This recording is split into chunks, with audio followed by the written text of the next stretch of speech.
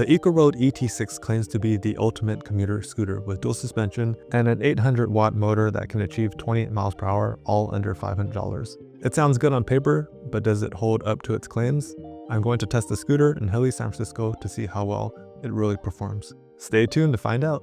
This video is a review of the Ecoroad ET6 commuter electric scooter. I'm going to unbox, assemble, go over the controls, display and settings, test the acceleration and max speed, brakes, suspension, tow capabilities, and review the e-scooter. The ET6 has an 800-watt rear hub motor with a max speed of 28 miles per hour or 45 kilometers per hour. Thumb throttle, 48-volt, 15-amp-hour battery with a range of up to 35 miles or 56 kilometers. Front drum and rear EABS and disc brakes. Front and rear suspension.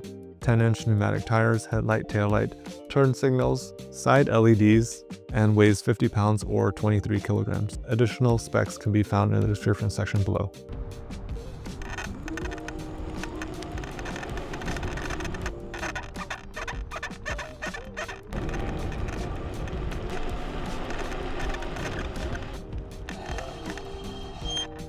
This is the box that it came in.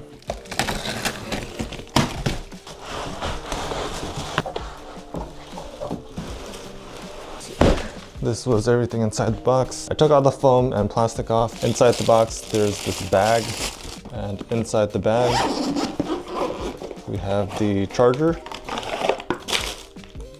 This is the instruction manual, safety instructions. There's an Allen key with 6 bolts, and separately, there was a bag with a spare tube and this tire inflator adapter. This is the manual, and I'll quickly go over it. You can pause at any time to see this in detail. Here's the QR code to get the app, the package contents, the parts overview, how to fold and unfold the scooter, how to attach the handlebar, how to do the latch, charging, the display, different settings. Here's the different operations which I'll go over in this video. The error codes and specifications, and some FCC information. Let's get this assembled. I'm going to lift this tube up and then push this lever in until it clicks. Making sure that this connector is connected, we're going to put it into the tube, and then we'll feed this part of the handlebar into this tube. Making sure that these holes line up. There's 2 slots in the front and 2 in the back. We're going to take 4 screws, 2 in the back, and then use our Allen key to tighten it. Same thing on the back. To fold the e-bike, you need to push this tab up while pulling this lever outwards. And then you can push the tube down. When I first unboxed this, there's a piece of foam here, so I'm going to take it off, and it makes opening and closing it a lot easier. On the back side of the handlebar is this folding hook. You can fold this down. There's a latch right here that you'll need to connect it to. Since the motor is in the rear and that's heavier, the center of gravity is more towards the back, and you can lift it right here to keep it balanced. We'll take this hook back off and then put this lever back in to lock it. Let's take a look at the charging port. The charging port is right here. There's a piece of silicone that you'll need to pull upwards and exposes the charging port. You'll take this side of the charger, plug it in here, and then plug the other end into the outlet. There is an LED on the brick. It'll be red if it's charging, and then it'll be green when it's fully charged. And this is the information on the back of the charging brick in case you need to buy a replacement. Let's take a look at the handlebar. We have the rear brake lever, a bell, the turn signals, left and right, the power button display, thumb throttle, and front brake lever. Let's take this foam off.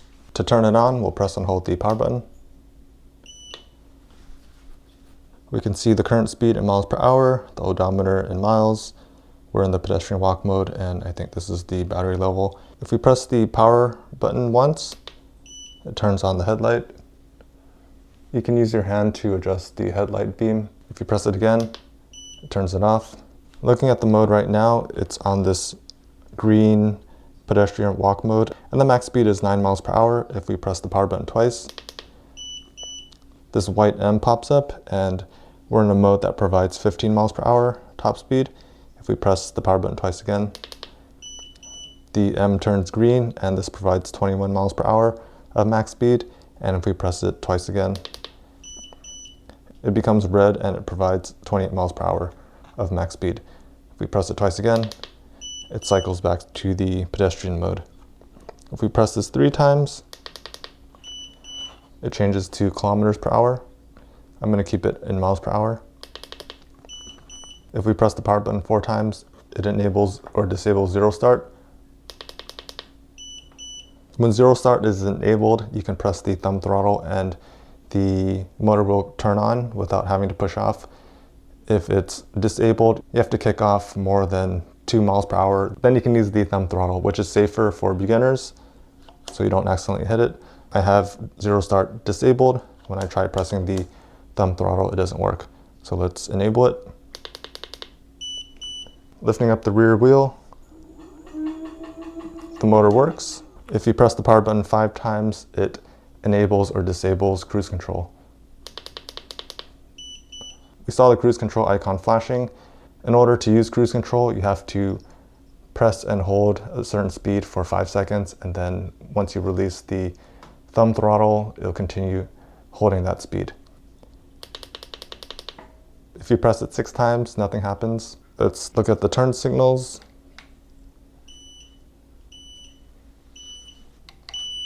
Press it again to turn it off. Right turn signal. And let's see if both can be turned on at the same time.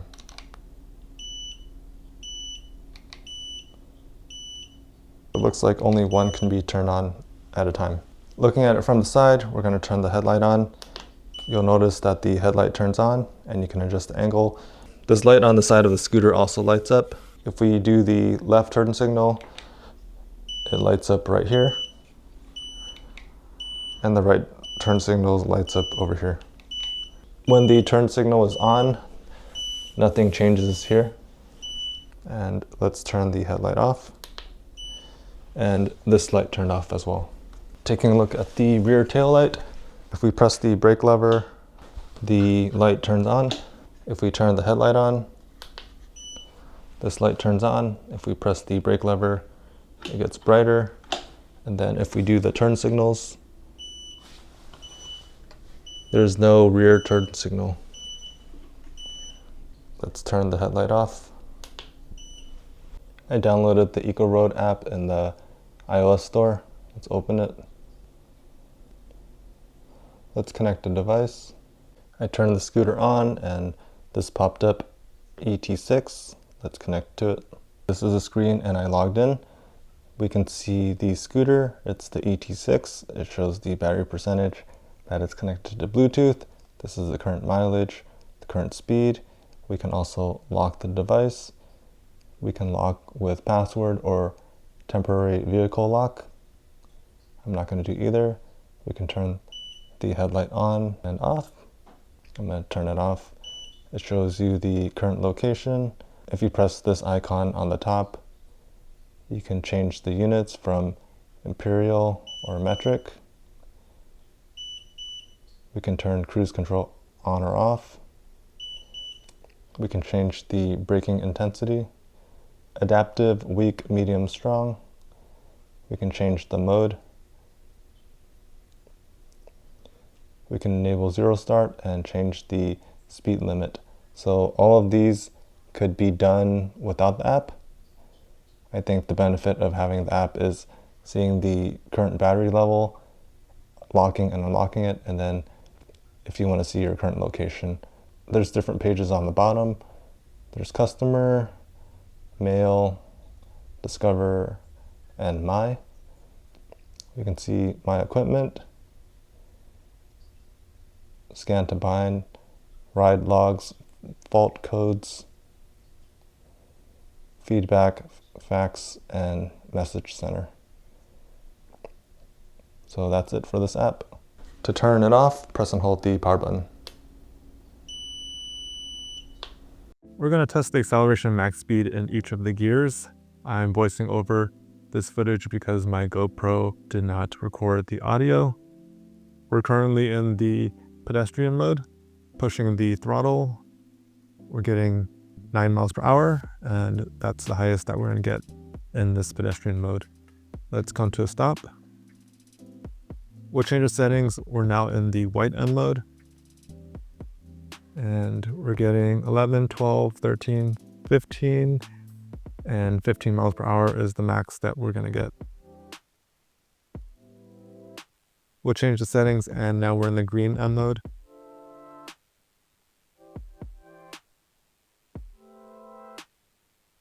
And we're getting 17, 18, 19, 20, 21 miles per hour, and that's the highest that we're going to get.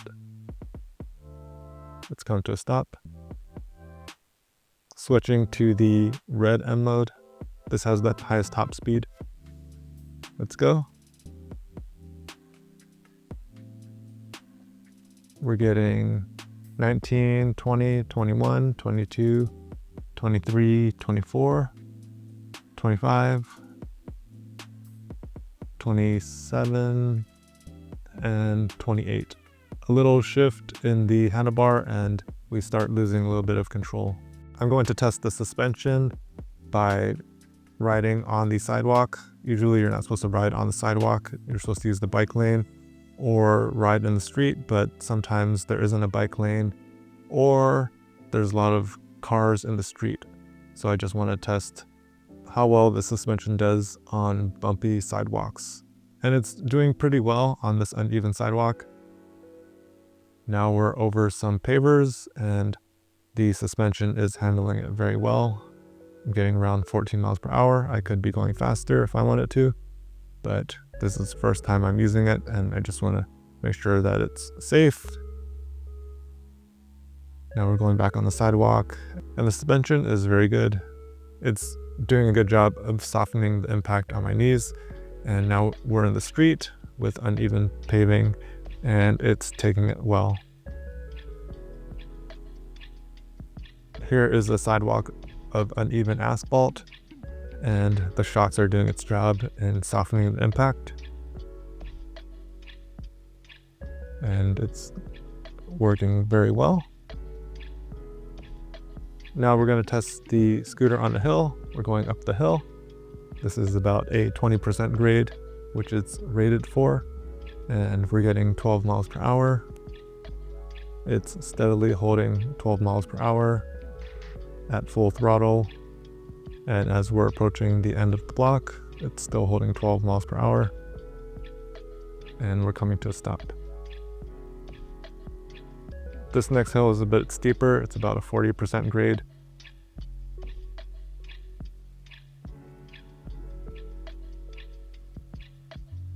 And at full throttle, we're dropping down to 8, 7, 6. It's holding 6 steadily.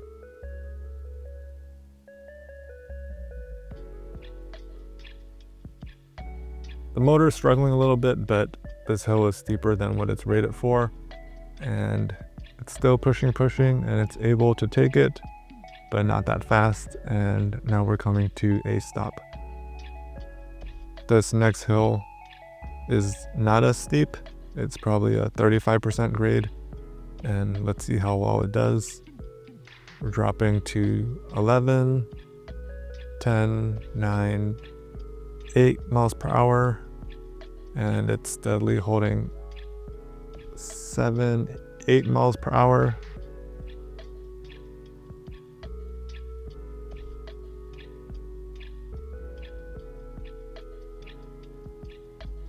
It's not as steep as the previous hill, so it's getting about 2 miles per hour more. And we're coming to a stop. Let's test the brakes by going down those same hills. Going down the hill, the brakes feel predictable. When I'm applying them, the scooter does slow down, and as we're approaching the stop sign, I am able to come to a complete stop. Let's test the next hill. Going down, this is the steeper one. It's slowing the scooter down. And just to let you guys know, the front has a drum brake and the rear has the electric ABS and a disc brake. You can set the sensitivity of the rear brake through the app. Right now we're going to test how soon the brakes can slow down the scooter.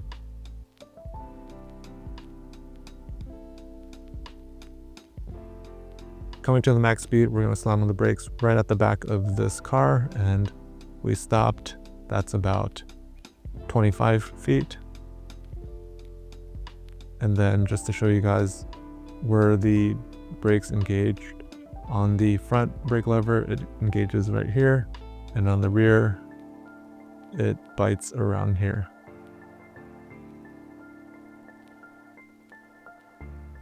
Moving on to the review of the Ecoroad ET6. What I like about this scooter is that it's very powerful for its size. It has an 800-watt rear hub motor that can hit 28 miles per hour.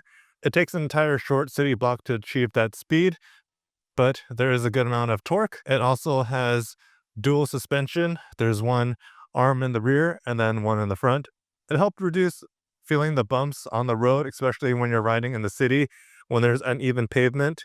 I like that there's a headlight, that there's turn signals, the rear tail light, and then it's nice that there is this rainbow colored LED on the side, because when you're riding at night, cars can see you from the side. Also has a bell. Out of the box, the brakes had a good biting feel to it. I didn't feel like I needed to do any adjustments. The front is a drum disc, and then the rear has a disc brake and also has a built-in electric ABS system. And going down hills, they were able to stop. Going from around 25 miles per hour to a stop, it was about 20-25 feet. That's not really bad because these tires are so skinny.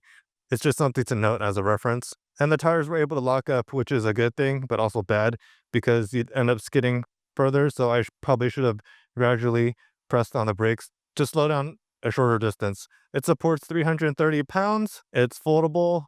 It also has cruise control, and it just works. Another good thing is that you can enable zero start, so I don't have to actually kick off the e-bike and go more than 2 to 3 miles per hour before applying the throttle. I can apply it while stationary. There's also an Ecoroad app, but you can do 98% of all of the functions through this button right here. You can turn on the headlight, you can change the modes, you can enable cruise control, you can enable zero start, and change it from miles per hour and kilometers per hour. The only difference from what I saw through the app is that you can set the sensitivity for the braking, and then you can also see your current location. Not that they're necessarily bad, but some things I want to point out. This isn't the lightest scooter. It's about 50 pounds. If you're trying to carry it onto the train or upstairs, it might be on the heavier side. I felt like it was a bit unstable after 24-25 miles per hour to get that 28 miles per hour. It's like any small movement in the handlebar would cause the entire front steering to shake. If you guys are looking for an affordable dual suspension electric scooter that can hit 28 miles per hour and is very torquey and quick, then I would suggest that you check out the Ecoroad ET6. It has an advertised range of 25 to 35 miles, and on their official website, MSRP is for $999, but it's on sale for $899. And then on Amazon, it shows it for $499 with potential sales. So check out the description section below for the latest pricing.